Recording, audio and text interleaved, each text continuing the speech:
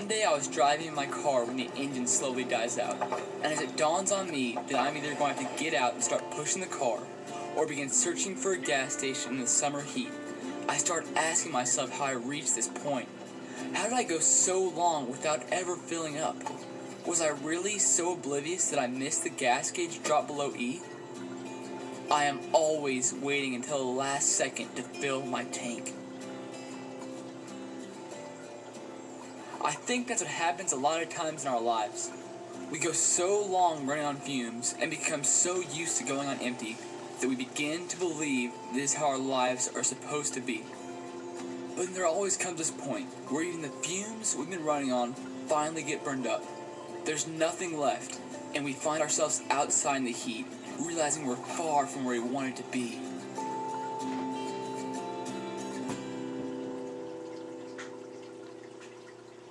Do you ever feel empty?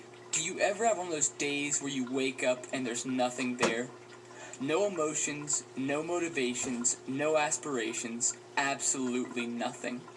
You are running below E. Most of the time, my life feels like this room. Totally void of any purpose, cold and incomplete.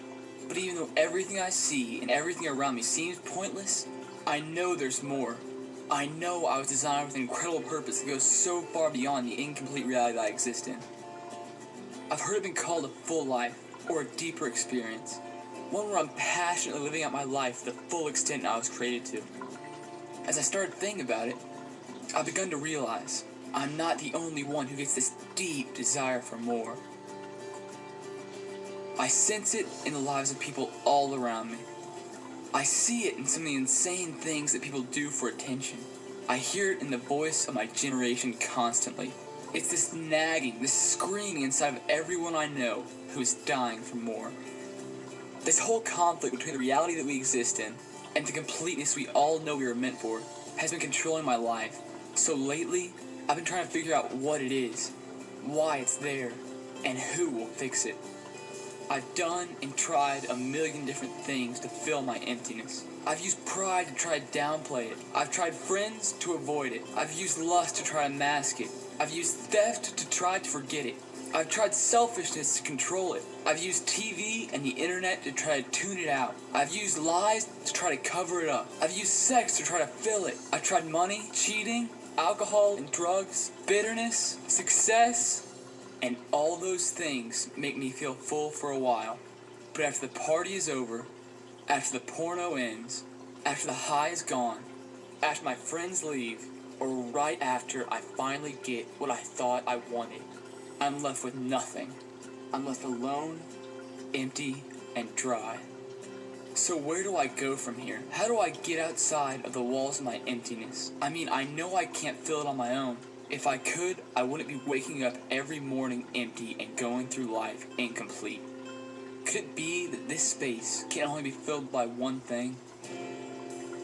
As I was looking for answers, I picked up my Bible and turned to a story about the woman in the well.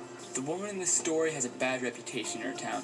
She's been with 5 men, and the man she's with now isn't her husband. She's a hurting girl who's been trying so hard to fill the emptiness on her own. Jesus approaches her at the well, and instead of asking why she's so evil, or how she sunk so low, he simply asks for a drink of water. Ashamed and caught off guard, the girl asks, "Why are you asking me for a drink of water?" And what Jesus says next is the reason I'm a Christian. He tells her, "If you knew the generosity of God and who I am, you'd be asking me for a drink, and I would give you my fresh, living water." Maybe the missing piece that's designed to fill our emptiness is the same thing that girl was missing years ago. His living water. It's something that can't be totally understood or completely defined in words. It's the love of God, your Creator and Savior, who has not only made you perfect in Him, but loves you perfectly regardless of what you become.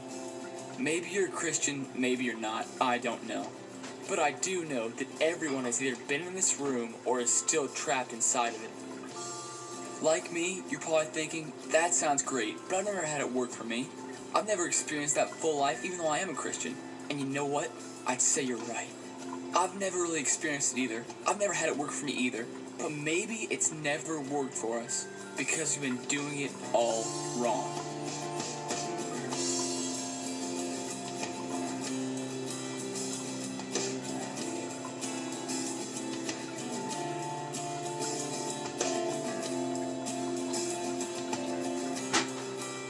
Have you ever had a huge test you didn't know about until the day before?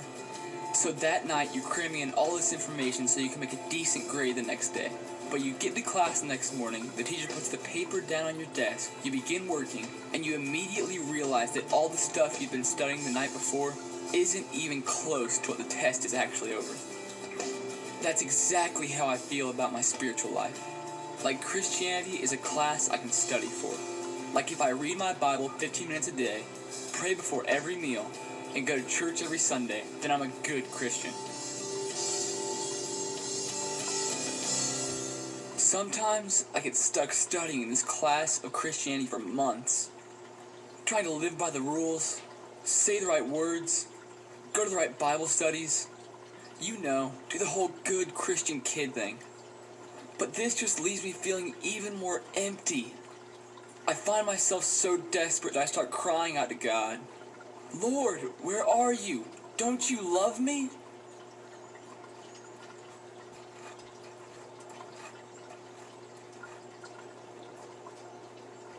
But then every once in a while, I get a small taste of what real Christianity is. Maybe it comes in a message at church that really grabs my heart and wakes me up. Sometimes it's just being outside in creation, taking in all the beauty around me. But I most often see what true fulfillment is in the lives of others. When you see someone who truly loves God and loves to serve Him, you can just see in their face how full they are. They're overflowing with that living water. And that's when I remember, Christianity isn't a class, it's a relationship. It isn't about following all the right rules or being a good Christian. It's about knowing your Savior, the God who loves you more than you can ever understand in a real and personal way. Right now, we're all looking at shattered reflections of who we're truly meant to be. But the most amazing part of this whole struggle is that every day Christ is there offering us His living water. He wants us to live in that fulfilled zone where we're not dragged down by the things we use to try to fill our emptiness. He asks us simply to throw Him our sin and our shame, because He knows we can't deal with it on our own. But He can.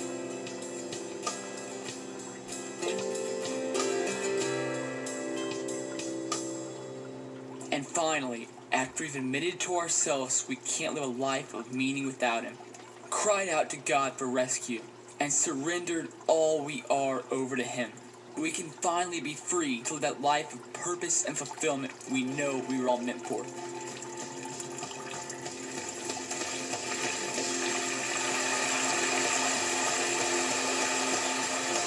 Now all that's left to do is either let the tension in our lives build and allow the empty gap in our souls to widen, or allow God to break through that wall we know shouldn't be there, and let His wave of fulfillment come rushing in.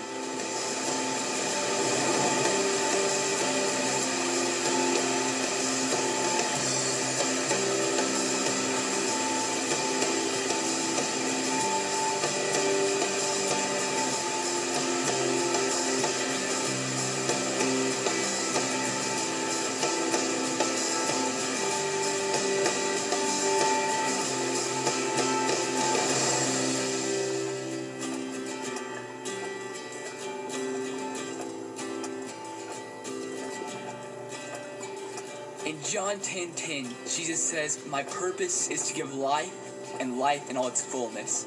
God desires deeply for us to live our life out to the full extent He created us to. He is pushing against the other side of that wall, wanting to fill you, just waiting for you to take the last step and come to Him. And when you finally do, it feels so good to be released from your mistakes, to be released from your shame, to be free from your guilt. No matter who you are, how far you've fallen,